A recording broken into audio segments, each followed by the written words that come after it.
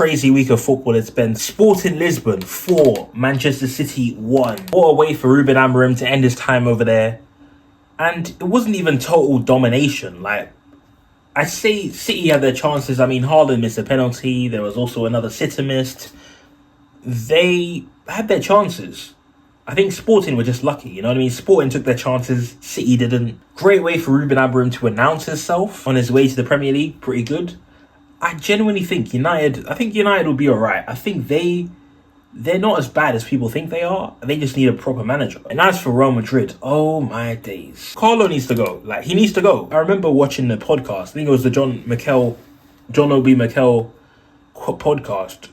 And he was asking, you know, you have Vinny, you have Mbappe, like, how they're going to play. And I remember Carlo's response, and I was like, Mbappe's going to kill them this season. It's a match made in hell, Mbappe and Madrid, because Mbappe needs Madrid, but Madrid doesn't need him.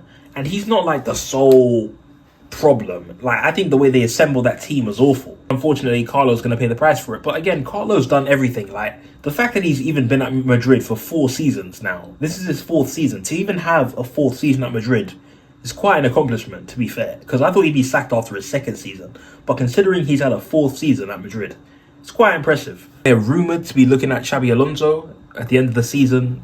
I don't think that's a good move.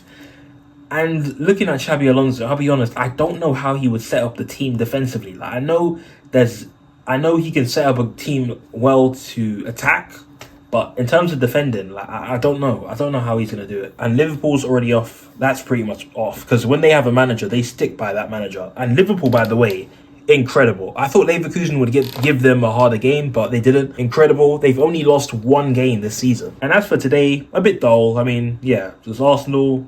Lost to Inter Milan, obviously.